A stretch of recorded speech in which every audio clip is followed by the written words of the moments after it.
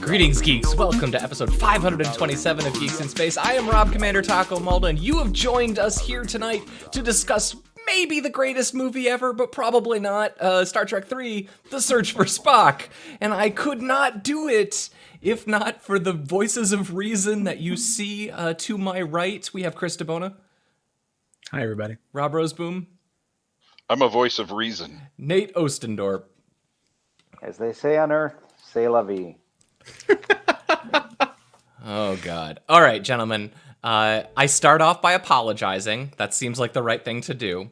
Yeah, you should always lead with an apology. Yep. I mean, that's kind of the story of my life. This movie, for me, is Star Trek. While I watched the motion picture probably at a younger age, this is the one that I had on VHS tape. And this is the one that I probably watched 50 times, 60 times as a kid. That's rough. You know? You should have gotten a better sci-fi to watch over and over again. Or at least Star Trek 2. Yeah. Right? Well, and I mean, we'll get into this, but like, because I didn't see Wrath of Khan until after this, this whole opening sequence with the, I have been and forever shall be your friend, I knew it to be a reference to something, but not something that I had actually seen. So did anybody else grow up with this one, or is this just a fever dream that you're all trapped with tonight? No. So my mom, who died a couple years ago, she loved these Star Trek movies. And like all the moments that I'm watching it and I'm like, man, that's hokey or corny. She loved that crap. So it's like there's an audience for this movie's worst moments, and it makes me kind of nostalgic. I have to be honest with you. So I have like a very special place in my heart, even for Star Trek V, which even as a kid was unbearable. I put Star Trek V in a different bucket. It's torture. Yeah, I'm not a fan of any of these movies or the remakes.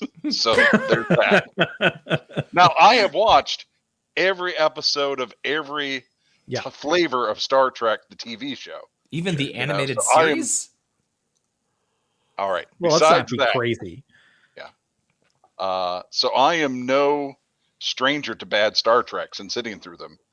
I just, besides Wrath of Khan, really, I don't know that there's any of these that really that are worth a fig. Yeah. What I was surprised by is the amount of commercial success that this movie had. I mean, it made like 89 million, and it cost 16 to make. Yeah. It was a budget play. They reused like all of the sets from the previous movie, all the props, their shots just straight up reused. I mean, they made this movie for nothing. I think the Grissom set is the Kobayashi Maru set from the last movie. As far as I can tell, they've only ever built like 2 Star Trek bridges, and every Star Trek bridge ever used after those 2 are basically just redresses of one of the previous bridges. You're right, because I think the Grissom and the ship that Khan takes and the Kobayashi Maru are all the same set. And then you have the main Star Trek bridge, which was reused a whole bunch of ways too. All right. I'm going to let this run for a couple seconds because it's worthy. Do it. The final frontier. These are the continuing voyages of the Starship Enterprise. I mean, hearing Spock say it is, first of all, I know not the way that it's supposed to be, but this is, to me, that's the voice that you're supposed to have when you're saying those words. I also found it very weird that they introduced this, and then like there's a lot of like flying through clouds and like planet stuff, because nothing says Star Trek like flying through clouds. Made me feel a little weird. But I already fast forwarded through that. Oh yeah, see clouds. Thanks. Yep, clouds. And of course. Oh, oof. Yeah. Marty, your kids, they're assholes. You know, Something's got to be done about your kids. something's gonna be done about your kids, Marty. He's such a bad Klingon. Oh my god. I don't know that I agree with you. I mean, Oh. I see him as like one of these actors. Whatever he does, I'm in for. I'm there. You know, I am absolutely on board. All right, so this movie, famously directed by Leonard Nimoy, after all the controversies that he had in the 70s and not wanting to rejoin the show or have anything to do with it, you know, all sorts of shenanigans. The comment that I liked the most was Gene Roddenberry was quoted when he learned that Nimoy was going to direct the movie. He says, "Oh, they hired a director they can never fire," which, you know, that's, oops. It's true. And he turned out to be talented. I know. You know, I don't know what to get another Star Trek actor who could direct. Yeah, they sure tried. Sorry, Jonathan Frakes and William Shatner and man, I think Shatner wasn't good. Yeah, I think Geordi might have directed a few. I mean, oh my god. Yeah, Leonard Nimoy got to direct this before going on to achieving his true calling, which was directing Three Men and a Baby. Well, you know, also he was a noted a painter of naked ladies. So it was his thing in Hollywood. And don't forget him as the host of the show In Search Of. Ooh. Very important. Yeah. Critical stuff. Voiceover work for, I think it was Civilization 4. Yeah, he was a favorite. Prolific. There it is, though. That's my Star Trek. That's my Enterprise right there. That's a hell. Honestly, I love this ship. Can I tell you? If you go forward like 2 frames, 3 frames, where you can see the battle damage, I'm like, yeah, man, I am all in. I can see in my mind's eye Khan's, you know, phasers bouncing off the side of this thing and killing that kid who was in the Chips TV show, like when they hit the side of the photon torpedo pooper ejector, whatever you call it.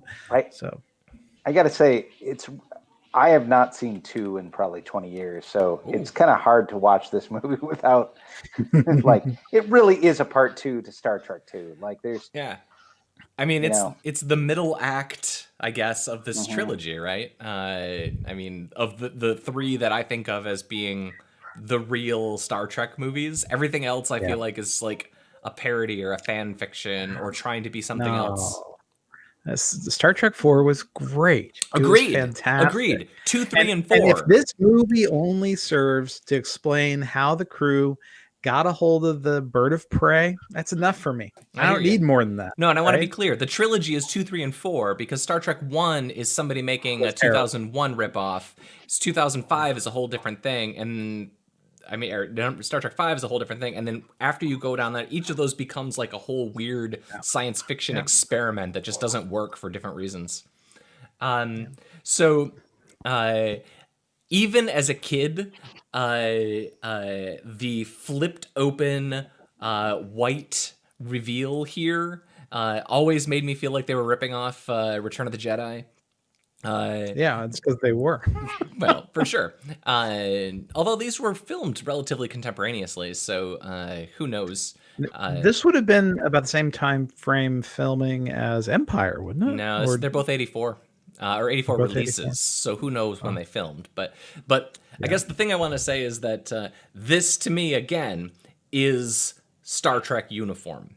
All the other uniforms is not Star Trek uniforms. They're all parodies. And I've been rewatching The Next Generation. And there's a couple of flashback episodes, you know, where they show like Picard in this uniform. And I tell you, man, seeing Picard in this uniform, that to me just it always feels special. Exciting. So here's the thing for me. I can't see this uniform without seeing the blood stain from the kid in Wrath of Khan on it. I can't see it. I literally I see blood on that white piece. You know, that's for sure. I was like, oh man. So the thing I wanted to say about this moment in the film is so it's like a my kids have gone off to college, and he's all nostalgic. And like the Star Trek Beyond and the Kelvin timeline, basically they start with this ennui from the captain, and he's got ennui because his crew is scattered to the wind, his best friend's dead, like all these reasons, right? He found out he has a son that he's completely estranged from.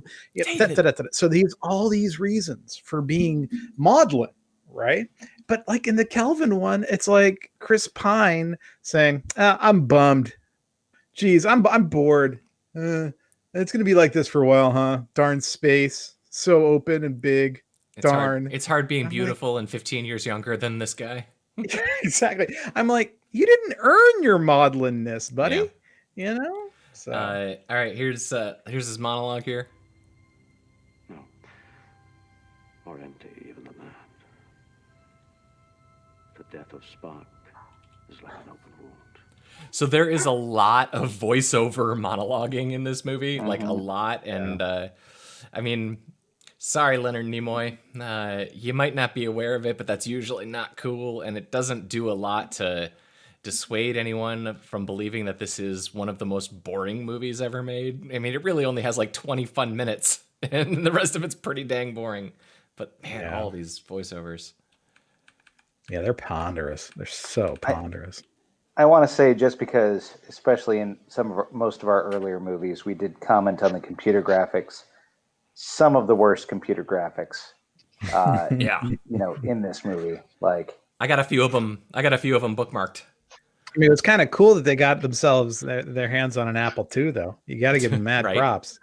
That's right. It wasn't a Commodore 64, so yeah, I appreciate that. They upgraded. It's a step up from the War Games type graphics. Yeah, at least those are honest. It's true. Nate, Chris? No, I just marked this. This is, I feel like, the point where the Scotty banter just became like tired. If you want to play like 5 seconds of it. Miracle worker. Your reputation is secure, Scott. Isn't this and the the thing one is- where he also has like the thing about how you got? Oh no, that's in the Next Generation episode where he says you gotta like lie to him to make it look harder. Oh, he says it in here too. Oh, good. Yeah. No, he says it in here too. And then they get to the point where they're fighting, and he's like, "Well, I didn't know we were going to be fighting. I have to do work now. You can't get the ship to do that yet." And I'm like, you're coming across as kind of a jerk here. You don't know how to estimate work. You're padding your resume. I mean, what is this? Bad at your job, man. Yeah. Let's see. I did like this spaceship. Shocked. Yeah, it's a cool looking spaceship. They reused a lot of models in this movie, but I like that one. Yeah. We And also I have to ask, is it a Romulan uniform thing where they show a lot of cleavage? the Vulcans do it sometimes too, but Yeah, it's for sure. It's inconsistently applied, shall we say. I think it's more of a does the director want to see some boobies kind of call. Yeah. Hit play for 5 seconds. Stop. There you go. Stop. His favorite Muppet. I mean, I'm calling him the Snot Dog because he's like a dog covered in snot. Were there dogs on Klingon ships before? This is my. Nope. I did not No. remember that at all. Nope. They just decided to make him slimy too for some reason. Yep. Yeah, it was weird. Like, why Like, would oh, he's got to be grosser. Make him wet. make him wet? It's like, I think they did. They got like the model from The Thing, and just said, "Here, can you stick your hand up its butt and make its head move?" Like, sure, yeah, all right. But I love this generation of warbird. Oh, The bird of prey. Bird of Prey. They're so good looking. So It's such a cool ship. here's Chris Lloyd finally on screen, revealed. And there was actually a discussion in the general channel about who is your Chris Lloyd, and I don't see how anybody answers that with any question other than Doc Brown. But this is the only other acceptable answer, unless you're 5 years older than me, and then you say Taxi to sound pretentious. That's where I first Or- saw Chris Lloyd, was as Laca Gravas. No, that was the other guy, as Jim, in Taxi. I think He it was was great. One Flew Over the Cuckoo's Nest for me. Oh, No, that's a good one. that's a great movie. It is, but It's not our next movie, It ain't- but it's a great movie. Right. All right, so we are coming up. I know we've talked about this a zillion times, maybe not as part of this podcast exactly, but my love of 2001 is all encompassing, and everything about this space dock just makes me like it So it tickles the warmest and happiest parts of my body. And I shared into General earlier that it sold in 2006 the model for over 70 grand, and I gotta say, if I was Elon Musk, that's what I'd do. Yeah. This is a hell of a ship. I mean, it's enormous, you know?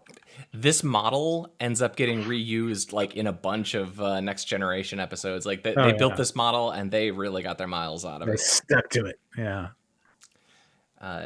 Absolutely my favorite. Yeah. It's really cool. But also it's worth pointing out that it is like 2 or 3 minutes of them just slowly going in. That's and it's not the first, like, if you take the first hour of this movie, a significant part of it is spaceships moving slowly. Yep. Yeah. Like, I mean, thank God they didn't have to parallel park in there, right? Because otherwise, there'd be another 20 minutes of this movie to sit through. A 3-point turning into the spot. Yep. Beep, beep, beep. Well, the good thing is that impulse power, as far as I can tell, can operate either forwards or backwards, but not in any other XYZ coordinate. But that can't be true. I know. Right? I mean, I know. look at those monitors. That looks like Pong behind her. Yep. Like, seriously. I guess I could do one. That's like playing Pong. Okay, so what is it? There's a line here that always made me happy. Get that. My friends, the great experiment. So the great experiment, like that description of that ship, like that always sticks to The me. Endeavor? No, that one's Excelsior? the Excelsior. Excelsior, yeah. And I think doesn't Sulu get command of that eventually? Yeah.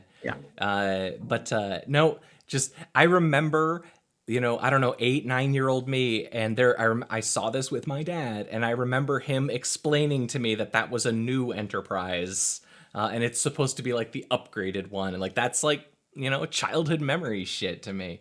And again, I clearly acknowledge this movie is a train wreck, but it's special. But there's so many important things that I mean, come on, we're nerds, right? I mean, this is, like when I see the Excelsior, I think it's the worst designed Star Trek ship that has ever been done. For sure. It looks like someone took a canister vacuum, flipped it on its butt, and stuck a saucer section on it. But it's a mess. You know what? I got a kick out of Sulu being the captain of it later. I admit, it's like, he goes from sabotaging it and, doing the jailbreak to being a captain. I mean, the Starfleet has such lax discipline. Let me just say, That's true. All these guys should have been court-martialed. Oh man, there's some costumes up here. I do. It is worth noting. Again, I've been watching The Next Generation like an episode or two every day. These corridors are way better. Like way better than The Next Generation, like where every wall is carpeted. I hate it. I hate it so much. Yeah. But this is definitely a terrible wall design for a spaceship, but fantastic. Aesthetically gorgeous, kind of probably heavy. So thank God these security outfits never caught on, right? Look at that. I mean, what can you say about that? Well, I think the only thing worse is do you remember in The Next Generation they had those sort of man dresses, or man skirts in season 1? Oh my Lord! Look at that. I also like that his whatever quarters have been sealed off with like standard police tape. Like centuries into the future, we will still use yellow adhesive tape to seal things off. Let me point out that their communicators are on their heads. So if they want to talk to someone, you just punch each other in the head. What kills me is these are basically like old timey 20s football pads they're wearing. and they look so stupid. Well, they look like I want to beat them up just for wearing. And you put your credit card in that little thing in the middle he's wearing in his chest there, so that you can buy things quickly. Just nonsense. Yep. Absolute nonsense. They look like they're busy guys. They have to catch 9 innings, and then they're gonna put on their goggles, and then they're gonna go on a motorcycle race. That's always my theory. And yeah, the yellow tape really bothers me because like, how is there not a computer that just locks that door, and then you don't need tape because the computer just says no, you can't open that door. Yeah. I sealed it myself. I put the tape on the door. You can't break tape. Now, I will say, all the best acting in this movie is on our screen right now. These two are great. And maybe not in a good way, but they're great. Yeah. All of the Spock impressions just really make me happy here. I'm sorry, there's a moment coming up where I just McCoy just slays me, you know. Be no refit. Nothing. I understand. The Enterprise is not. Jim, the Enterprise is 20 years old. 20 years old. I mean, like, you're building a starship. Don't you make it, like, at least last, I don't know, 3 decades? Like, he talks about it like it's a jalopy. It's going through Kirk's head. I've got illegitimate children older than that. It's true. We're going to kill one of them in a few minutes. Just. Yeah. Although I guess in the original stuff, they didn't really have replicators, but it just seemed like in the Next Generation era, you should just be able to like send like a replicator out like with an arm and just say, okay, go build me an Enterprise.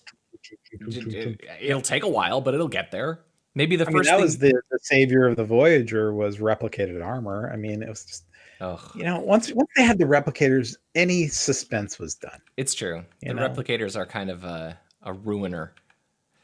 So they did reuse the Genesis effect, the classic ILM fractal thing. Yeah.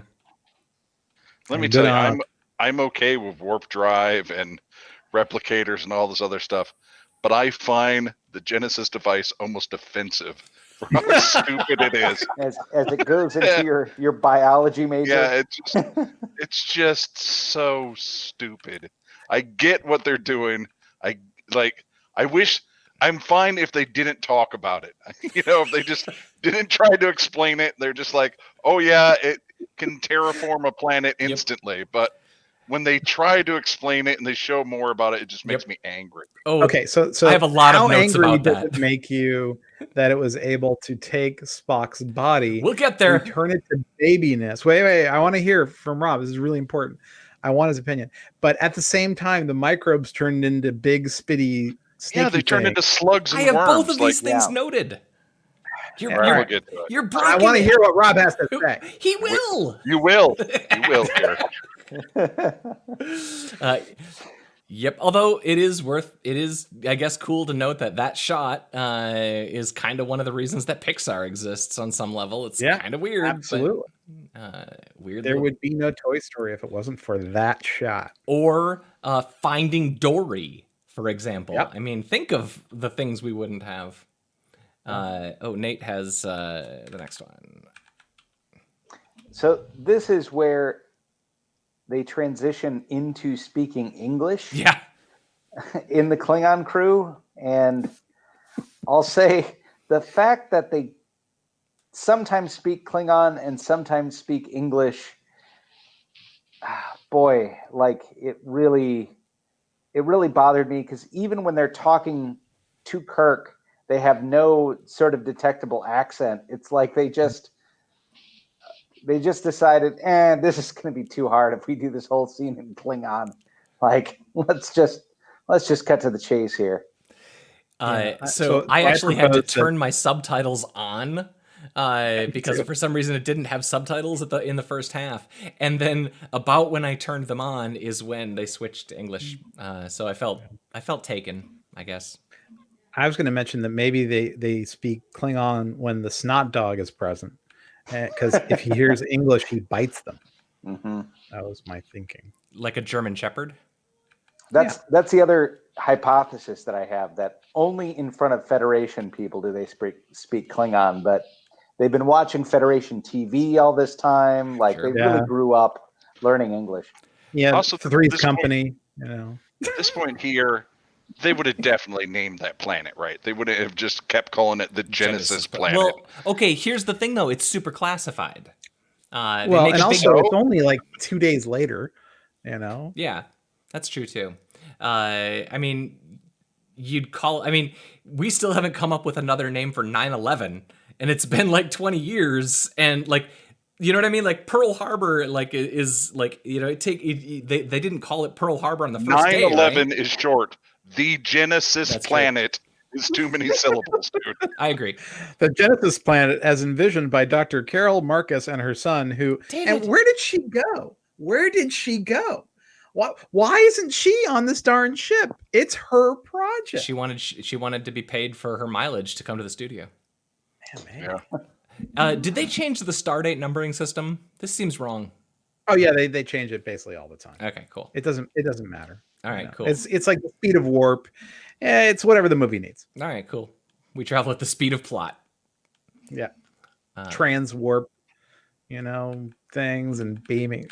It's all crap. It's all crap. There's no consistency. And So, she's got a pink chair. Yeah. Well, all right. So, I didn't even notice that. I don't know how many times I've seen this, and I didn't notice that she has a special chair. Why does she have a pink And, chair? and like I gotta say that almost all the chairs on the bridge have like obvious sort of like puckering and dimples that shows just cheap manufacturing. Polyester. Like they just didn't put on the covering right. So yeah. I mean, I would not go into an office supply store and buy that chair. That looks like a very cheap chair. It's like you have to pay someone to take it away from you on Craigslist, you know? Right. Along with that jumpsuit, that blue pastel jumpsuit that Merritt Buttrick is wearing Ooh, there. yeah. Oh, that's so bad. I have a couple of notes scattered throughout about other fashion choices, but there's some rough ones. So here's the weird thing for me, again, watching this before, and then Kirstie Alley is the same role in Wrath of Khan, right? So it was really, really confusing to me, and I have to tell you, I probably watched Wrath of Khan 3 or 4 times before I realized that this was supposed to be the same character. Especially because she has all the weird Pon Far stuff in the future, and that scars a child. Also, some graphics here. Just want you to know the vegetation's normal. Yeah. Temperature, normal. Vegetation, normal. Yeah. Yeah. No, No they weird do- plants down there or anything. All the vegetation but is there's what like you'd expect. 45 seconds to a minute of just really crappy CG airtime here. Yeah. Sector 3. Oh, Sector 3 yeah. is just different. Like that is, you know, on a standard CRT, like television CRT. All right, let me run this here. Close range scan. Oh, look at that rastering. Gravitational fields were in flux. It's lazy. It must have soft landed. Oh, I must have the wrong spot. The line is that they say something to the effect of mountains, oceans, jungles, all within walking distance. And I'm like, so Rob, while I understand your biology concerns here, which are legitimate and many, the idea that you could have like multiple climates within walking distance of each other, it's like these are Minecraft biomes. Dude, I'm pissed off about the geography stuff too. Because it's also polar caps, he says in there, and deserts. It's like you don't have polar caps randomly distributed. There's 2 of them, you know, at most. So this scene Bad might have the jumpsuit. best fashion in the whole movie. Yeah. Check out that jacket. I think I might They have have had a jacket Sulu like that. in sort of a weird Asian-inspired thing. Is Chekhov in a Russian-inspired thing, and Shatner's in a tracksuit-inspired thing. Chekhov is actually wearing a jacket made out of the chair from the previous scene. You know, and Nichelle Nichols is, you know, I mean, it's actually probably the most tasteful of the ethnically inspired outfits. That's true. But it's like, That's true. and then here comes Sarek all maudlin and blah, blah, blah, Yeah. blah. Don't talk to me about emotions. I'm a Vulcan. He's just glad So- to still be getting work. This was a guest star spot, Right? If Katras were a real thing, somewhere in the universe there'd be some fat Ferengi with a dozen Dabo girls around him with a dozen angry Vulcan souls inside of him that he's buying, to party on the weekends. That's what I thought when I heard this whole thing. This whole thing is a lot of BS. And It's so tedious.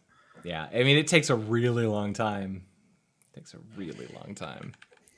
Man, we're like 2 minutes long. So I have some questions for people who maybe have seen Star Trek a little more than me.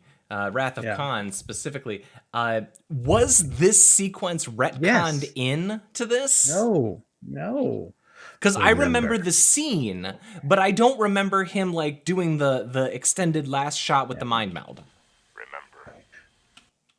I can assure you, I remember it being there. So I'm going to actually load it over in a window over here and double check. All right. Because I remember that scene, but I don't remember the part where he actually does the consciousness transfer. That's. Well, yeah, no, the remember was the consciousness transfer. I understand, but I didn't remember that from Wrath of Khan. I was curious if this was retconned in or not, but I do not know.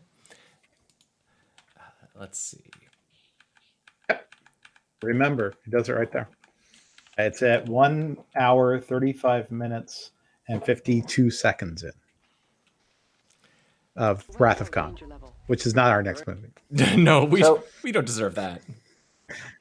So this is the point that I realized that I'm probably going to be watching a lot of Starfleet crews that aren't the Star Trek crew. Right.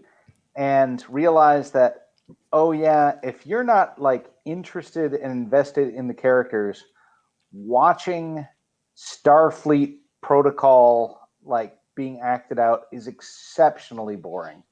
Yeah.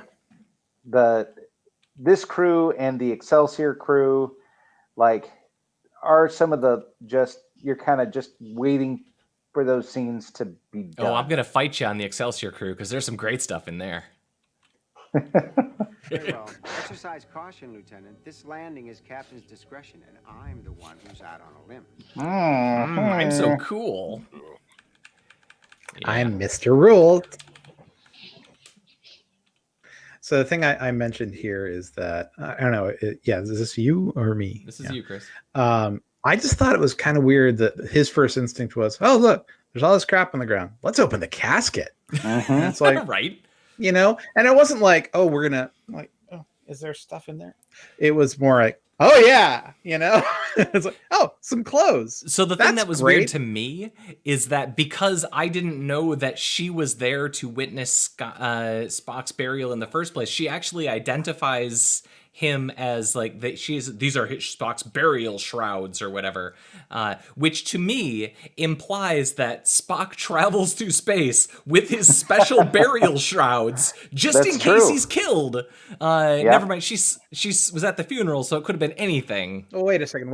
Stop.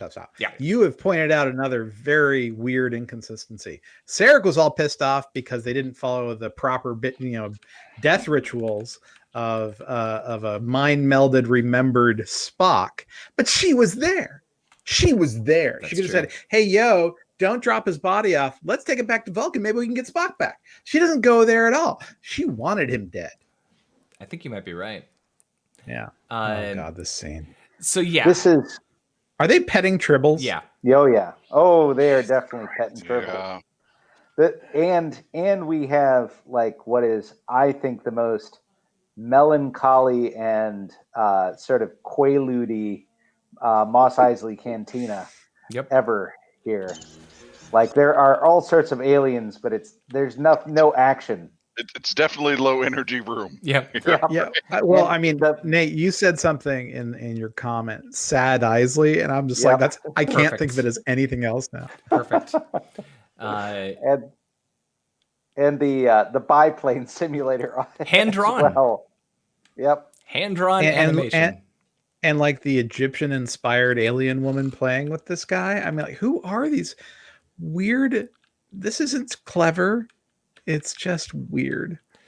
Yeah.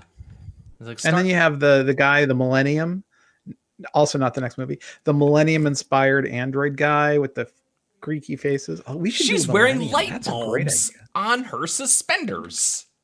Oh, maybe we What should do purpose Millennium. does this serve? I don't know what the hell is going on here. She looks like the lady from the Drew Carey show. Harry show, yeah. Totally. Except her eye shadow has to be green. Then that should be a perfect match. Yeah, this whole scene, and this scene goes on for quite some time. Mm-hmm. Oh, this guy's implants too. Ugh, he's the worst. Let's see. I've actually seen this guy You met him at a once? rave.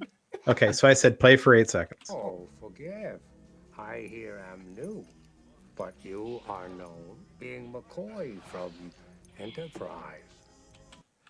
So I thought it was like a really crappy version of Yoda, Totally. like cruising him for a date. That was my first reaction. I was like, is he asking him out really badly? I here am new. Burning Man, new. Burning Man Yoda is lonely in the cantina, and I'm as good as you're gonna do in this cantina. Sorry. Come back to my camp. We shall smoke pot on the sand.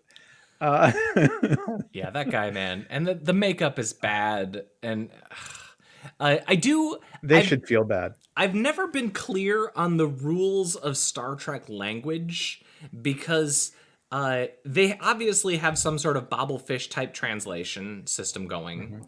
And they encounter telepathic races and all that, but I've never really understood why some languages just can't parse, how to use conjunctions and stuff. Why the Klingons sound like they were raised in Connecticut and this guy can't put like 4 words in a sentence in the right order? And why does he have basically fish paraphernalia on his head?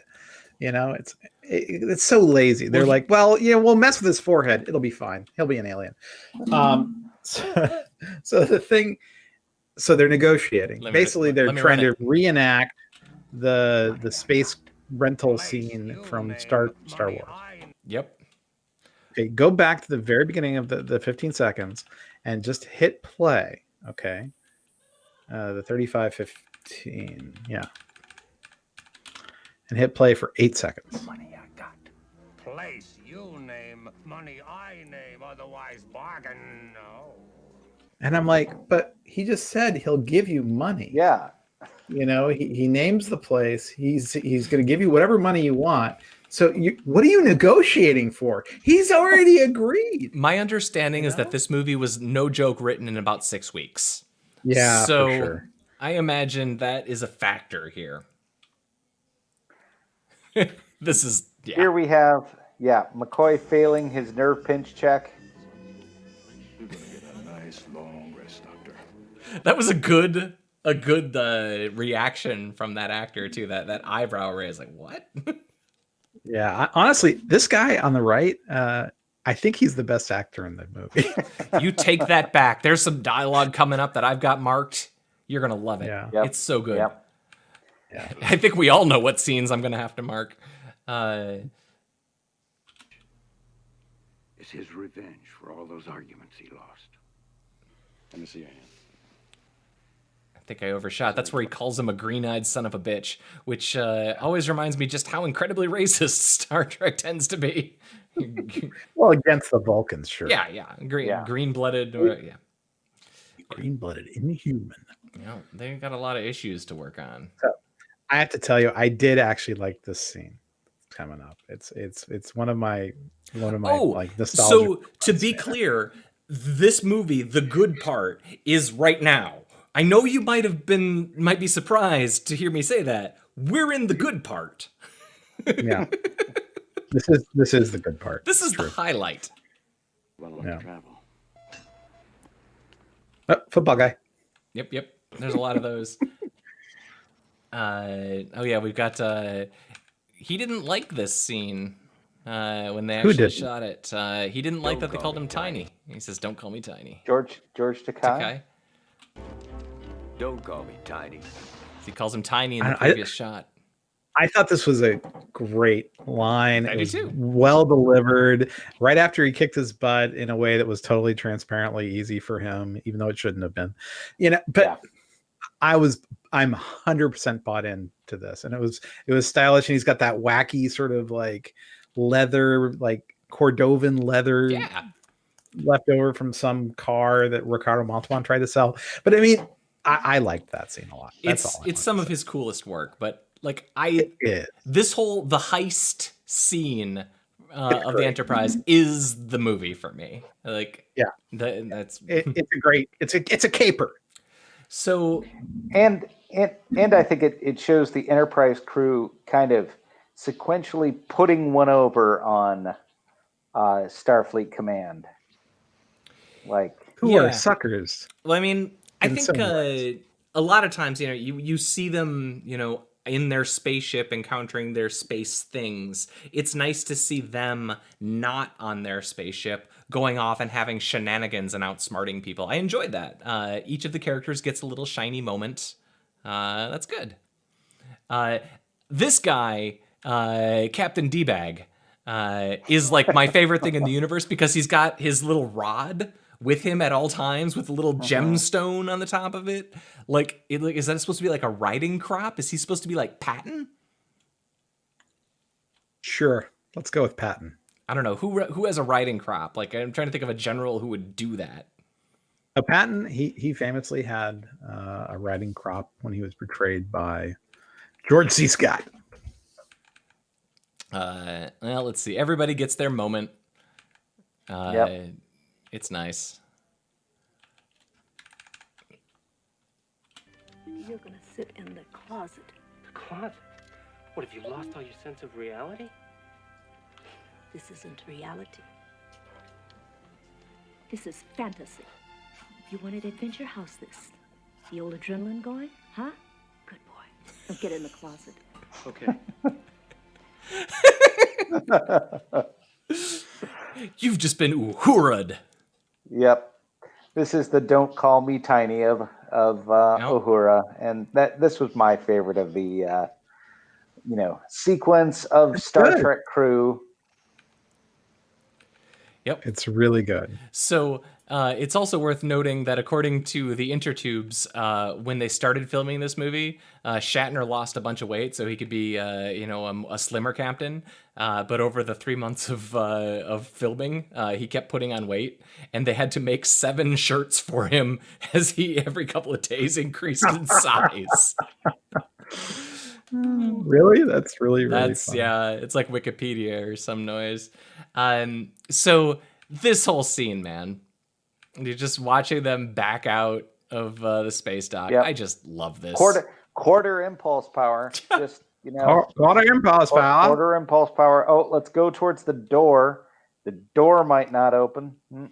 This was the first space dock hack door scene, though, that I think was ever filmed. And some would come later in other movies, but this was kind of suspenseful for me, I admit. Very slow. This was a very silly scene. Very slowly escaping. Some really rockin' graphics here.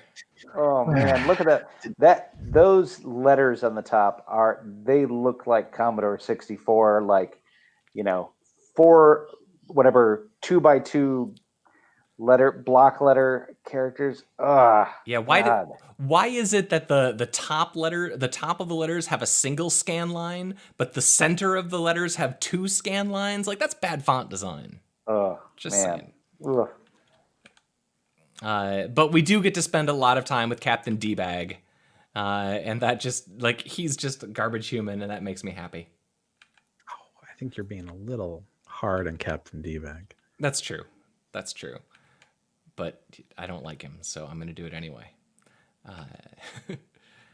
But yes, this is also like a 5-minute long sequence of them very slowly escaping. Stop them. They're getting away very slowly. Stop. But again, as a child, the interior of the space dock, the notion that they would have a thing so big that you could keep enterprises in it, plural. Blew my Plurals. mind. Plural. Incredible. I loved it. And again, that model, that's a good model. To this day, I think if you asked me to draw a space station, I would either draw that or I would draw like the Asimov spokes and wheels sort of thing. Yeah. Poor Rob. Is this a Rob? No, I'm just saying poor Rob. He's so sad. Why are you so sad, Rob? Why don't you tell us? He hates it so much. Okay, let's listen to the sounds here. They literally have the sound effects of an engine running out of gas. Because it didn't go sproing. Your starship backfired. That said, when I saw it that first time, I thought it was a riot. And then Scotty basically passes the balls of the ship to McCoy. I'm like, yeah. I took these 3 bolts out of that starship and it stopped working. Like, yeah, okay, sure. Yeah, that's fantastic. But it was so dumb. So dumb. And it's one of those moments where they remind you, listen, this is a kid's show, right? Yes. You know? Yeah, so my note here is now, okay, we're back to the boring movie now. Because basically we're only at the halfway mark essentially of the movie, but really the fun has now passed us by. So from this moment on, Rob, you have my sympathies. Let's see. Even I acknowledge that this is gonna get rough. Yeah.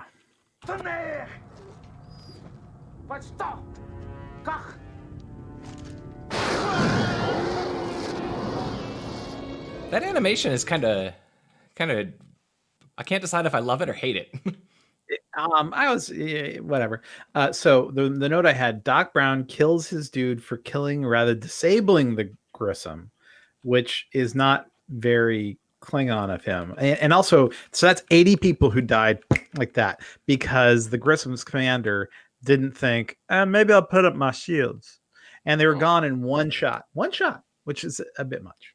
So I could have sworn I put in a note for this. There's a lot of this. You can freelance it. No, I know, but go. No, I thought I had a timestamp for this because this is where he chokes the weird sex monster. Yeah, but like the slowest, tearing apart of a creature too, and doesn't react to him tearing it apart, and these are actually the microbes that have now, for whatever reason, transformed into these. Well, have gone from slugs now into segmented worms for some reason. Somehow a single cell organism.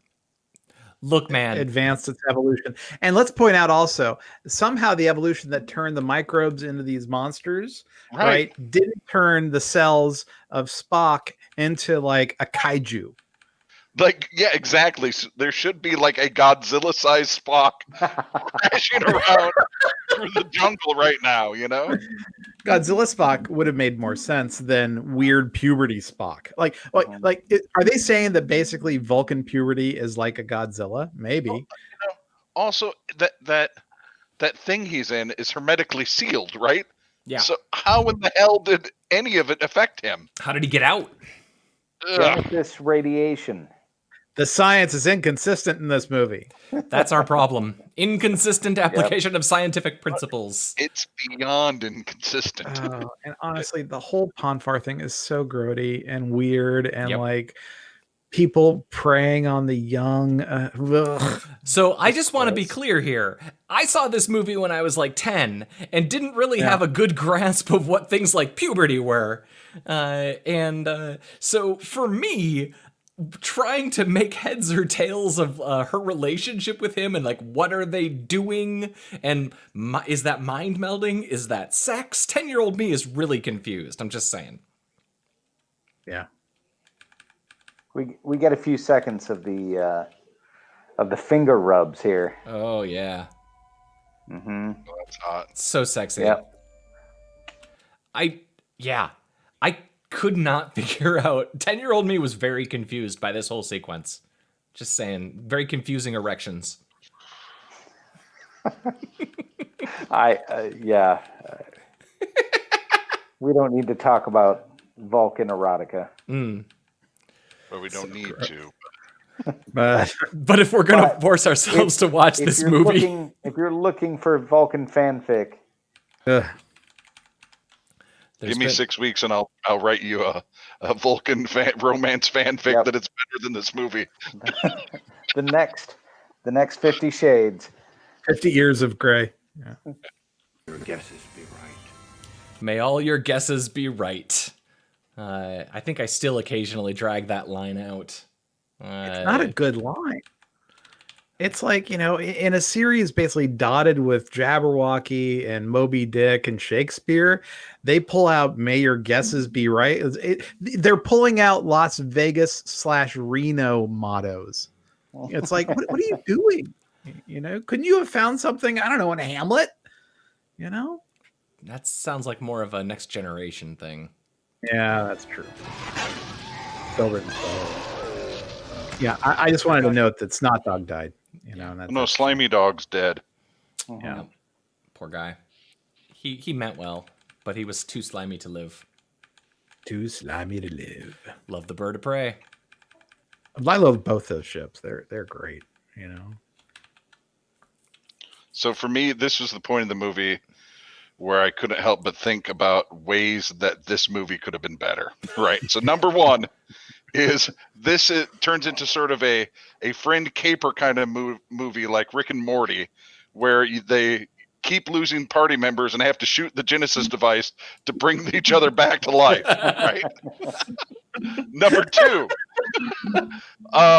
rich people get use of the Genesis device and use it so that they can become immortal, live forever, and then destroy the old planet to wipe out the evidence that they existed. Right. And they start life all over again. So, okay. All right. So I want to check something with you, Rob. Knowing what we know from Sarek, shouldn't they collect her body and take it back to freaking Vulcan? But they don't. They just leave it there to burn up with the planet. Yeah, like, whatever. Nobody Katrin her. Right? I mean, if she had been dead, it would have been fine. Let her die. We could just bring her back at Vulcan. Look, you got to have a McCoy. That's the only thing that is capable, that has enough empty space to store a full backup, a lossless backup.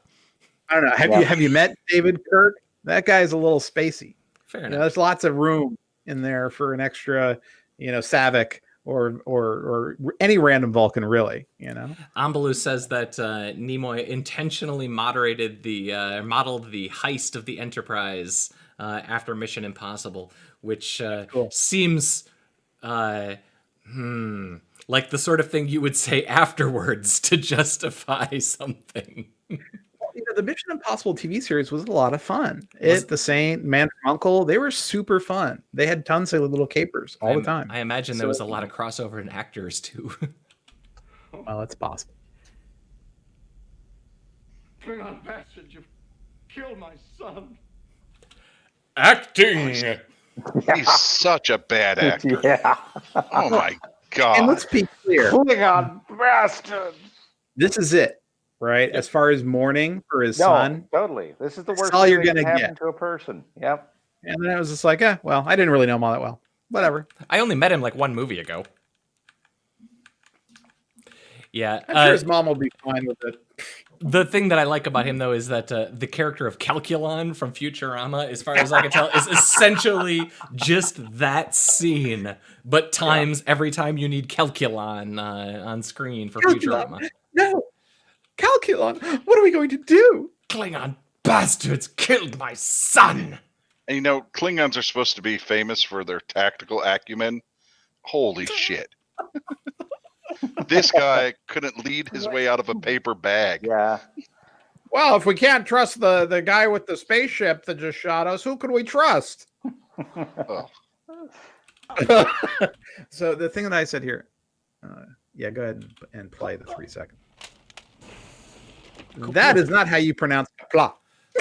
All right. It's kapla. So you're mad that he Success. put the emphasis on the wrong syllable? Yes, I'm very oopsot about that. It was Ambalu caught what I come was on. saying. Nimoy was on Mission Impossible. Let's see. I'm glad that we've got somebody in the channel keeping track of us. Now, keeping us honest. It's keeping us honest. Now we have Keep it up, channel. like the 2-3 minute long sequence where everybody very slowly tells the computer to blow itself up. I mean, also, and their codes are bullshit. The codes are ridiculous. Like Yeah. 1A. no, it's I wrote them fine. down. Everything is stored within the Enterprise's secure enclave. So they just are going to decrypt it. I wrote down all of the actual codes. Oh, good. It was destruct sequence 11A. Plug that into Google. And the first code is 11A2B. The second code is 1B2B3. And the last one is 0, 0, 0, 0. Destruct 0. But don't worry. But don't worry, because at least it's like 3 minutes long. Good time. There's some pacing problems here, guys. But also, I won't lie. Wait. Hold on a second. So the transporter scene, they transport down to the planet. The other guys transport into the same spot. How did they get the timing right? I don't know. They could have ended up in each other and like been like the Fly with like pieces floating out of them. Right? It's very poorly paced. And there's never been an indication ever that there's a way of automating the in and out. And why do they need to even use the transporter discs for the when to go straight to the bridge? You'll also you might remember earlier on, they ask what the complement of crew in that ship is, and they say 12. Now, first of all, that's a ridiculously small number for a giant ship like that. Yeah. But let's say it's 12. They send 6 people over. So right there, half the crew is on this other ship, and they know there are ones on the planet too. So why wouldn't they just go to the Klingon ship and murder everyone? Because there's like 3 left. Surprise. It's a very poorly tactically staffed ship. Here's the scene. Here's the.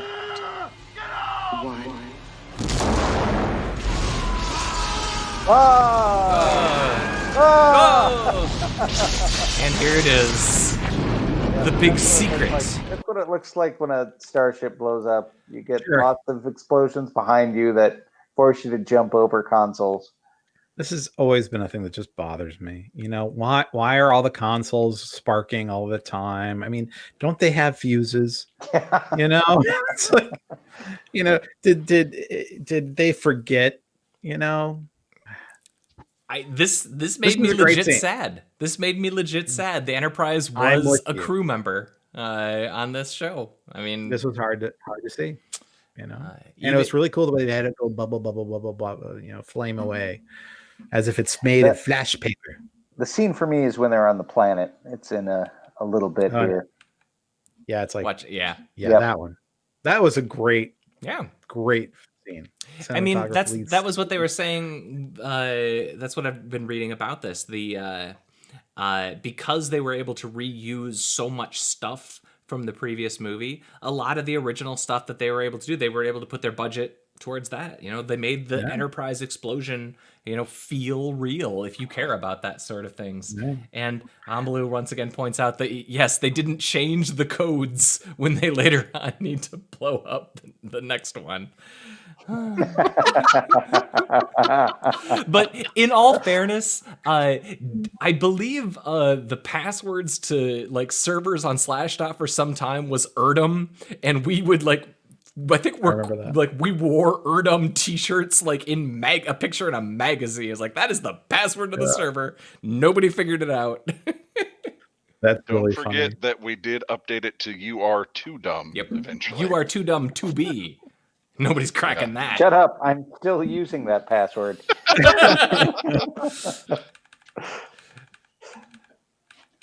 Let's see.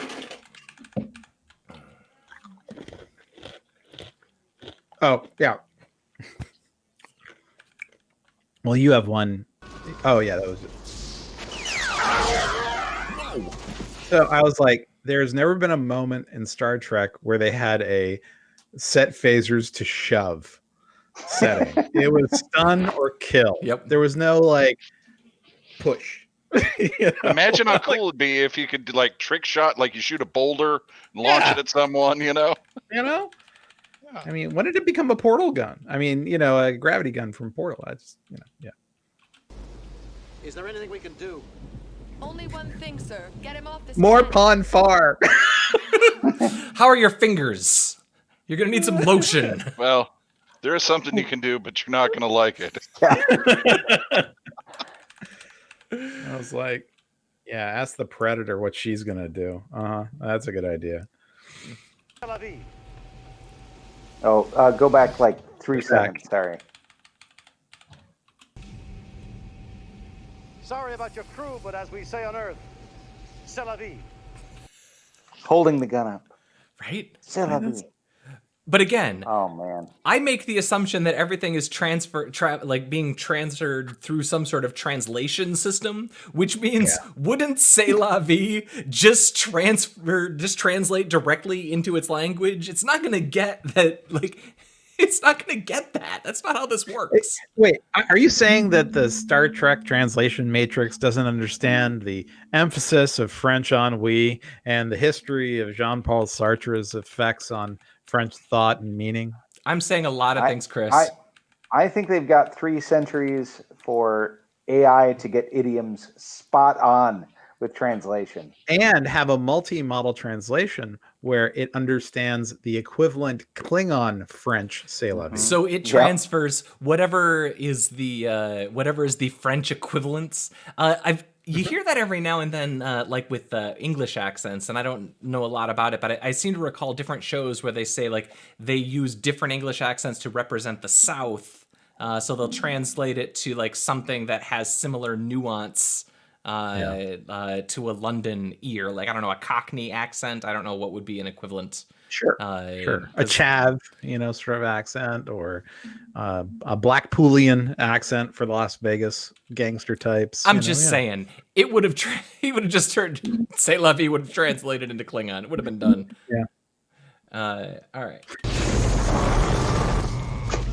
So all I said is that was a really convenient rock, right? Because it elevated so you could jump onto Kirk, and I was like, really, I'm not buying it. Sorry. He installed the cheat code. Captain Kirk's had some really bad fight scenes throughout the years. And this is so many of them. This is terrible. Yeah. No, the fist fighting in this scene is it's bad. Well, so they cut over and it's so clearly not Shatner. Please. Like, you could just replay this on a loop and it's so clearly not Shatner. It's like Shatner doesn't walk away from that. He's just too portly, and those groin muscles aren't. That is both ACLs blown. It's like he doesn't have the core to do that. You're never captaining again after this. Right. Let's see, what did I have here? Oh, yeah, my note here was just that this is like the world's best grandpa fight. And it's just 2 grandpas fighting.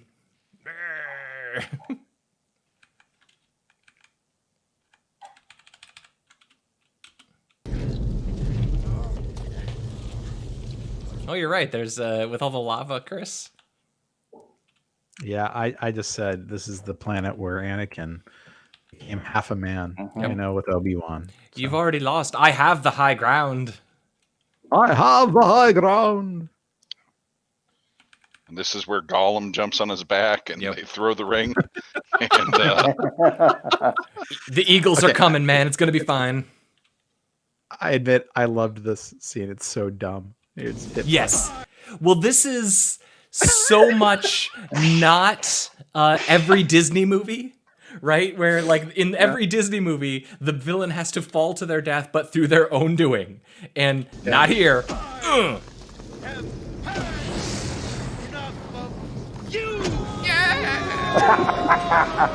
Oh no! Oh!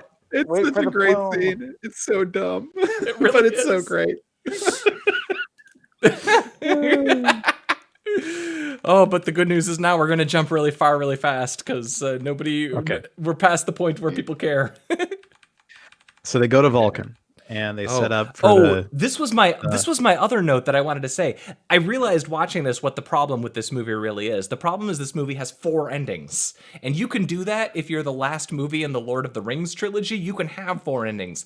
But this movie has like the Enterprise ending and the Spock ending and the we did it and we escaped Stardock ending. Every single one of these sequences has an ending. It is boring. By the time, like, I literally, I've seen this movie 50 times. And when I got to this part, I was like, wait, there's more? I forgot that we have to find Spock. Yeah. No, so the thing I wanted to say is, so 2 years before this was filmed on location, a young man named Barack Obama went to a college in Los Angeles called Occidental. And Occidental had built this wacky fountain in the late 70s. 2 years after he went over to Columbia to finish up his degree, they filmed this scene. So there's all these pictures of them filming this with all these people and all these gowns and all the rest, and they don't have the matte painting behind them, of course. And so where's the line? Like, where's the matte line? I think it's so because there is the stairs. So I think it's basically right along like the top of the second lobe, you know. So if you go about like 24 steps, interesting, is probably where the line is. But yeah, it was, they had like smoke effects and fog and all the rest. And this is the same college where they filmed what movie we've seen in Member Was Movies? it Real Genius? It was Real Genius.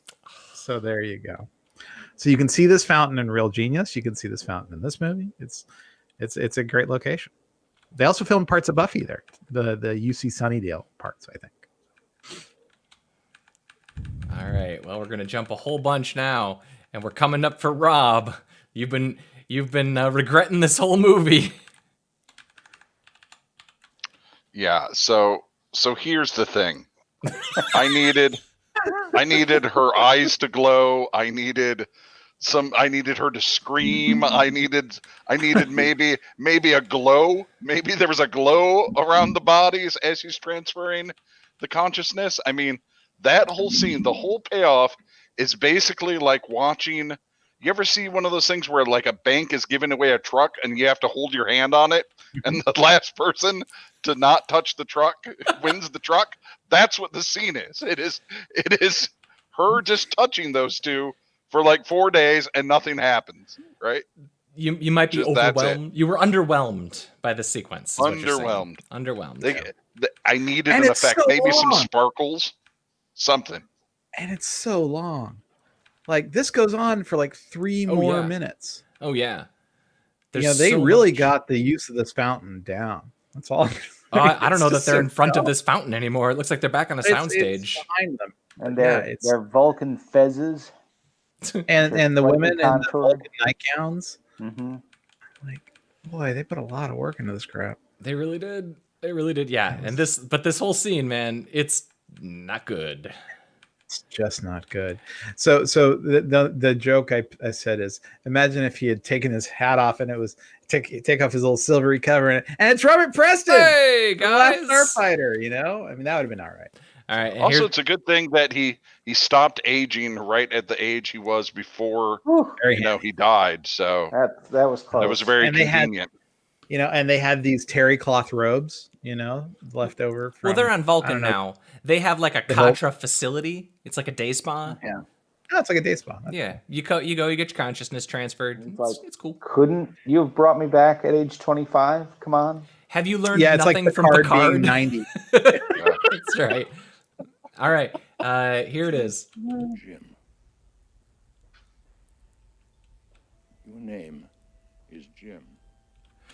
Again. Child me. It was great.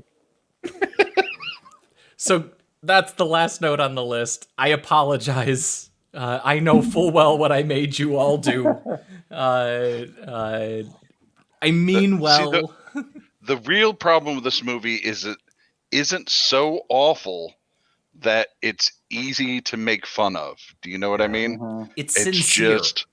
It's just boring. Yep. No, it's this movie is sincere about what it's trying to do. And like, even like we did the first one, right? That movie is sincere too, but it actually like has some majesty mixed in. Like there's a lot of camp in there too, but it's got a lot of majesty. And when you're playing around with a movie that's got majesty and sincerity, cool. But this movie does not have anywhere near the majesty, but it has all the sincerity, as perfectly demonstrated by the fact that there's like 4 endings, and they're each like 4 minutes long of the characters. Like there's like 20 minutes of this movie where people are just talking about, you know, what just happened and how much they miss each other and love and feelings. Like that's a lot of this movie. Oh, and that's not the good part of the movie. No, the heist is the good part of the movie. The heist is the good part for sure. Well, thanks, gentlemen. I appreciate you guys giving me the excuse to watch this one again. But I think it's Chris's turn next. So I've been torturing myself as to what's the right next step, because I want something that's like science fiction, but 80s and fun, and something like when you guys saw Night of the Comet, you're like, that was actually, I'd never seen that, but that's really interesting, right? So I was gonna going into this, I was gonna have us watch Eating Raoul, and which is a movie that has Robert Beltran and Mary Warrenov, Mary Warrenov was in Mad Max, and Robert Beltran was in Night of the Comet and in Star Trek, and it's like, oh, we could totally like get it all together. But then I read the plot again, and I was like, oh yeah, we can't do this one. Too much sexy times, too much things we'd have to skip because it's on YouTube, and we couldn't. But it's a great movie, and I recommend everyone go and watch it. It is so funny. That's Eating Raoul, but that's not what Chris, we'll watch. You need to move your head like a tiny bit to your right. You're in the deflector array. You might get burnt. Like here? Here? Yeah, there you go. Here? Anyways, so instead, this is a movie I genuinely like, and I'm gonna apologize for recommending it. It's a 1989, so a little late in the 80s. This is our newest movie. This is the newest, most recent movie we'll have watched, and it's called Millennium, starring Chris Christopherson, who's epic in everything, and Cheryl Ladd and Daniel Travanti, and it's probably the most earnest movie that didn't really work, but it's totally worth watching. So that's the movie. All right, Millennium. So Millennium, 1989. You'll never think about flying on a jet the same way after you watch Millennium. Nope. No, you won't. So I guess you've seen it. So. Of course. I've seen every bad movie. It's not bad. Well, I mean, there's some very bad things about it, But yeah. All right, Millennium. All right, Millennium 1989. I don't know if I can make it through even 1 minute of the robot in this movie, but let's give it a go. Time codes are a little all over the place, so we'll have to figure it out. All right, let's say our goodbyes to Jake, Elon, and Ambalu. Oh, El Colonel, Sickness, everybody hanging out in chat. Great. Everyone's here. That's right, the whole gang. Goodbye, Chris DeBona. Bye, Rob Malda and everybody. Rob Roseboom, you get a special apology and a thank you tonight. That's all right, buddy. I'll see you guys later. Nate Ostendorp. Hey, I like old Star Trek movies. It's my jam, man. All right. I'm Rob Commander Taco Malda. This has been episode 527 of Geeks in Space. We'll see you guys on Friday. We'll probably talk about the news. And next week, Millennium. There's an airplane in it, I guess, and a robot. Bye. Yep.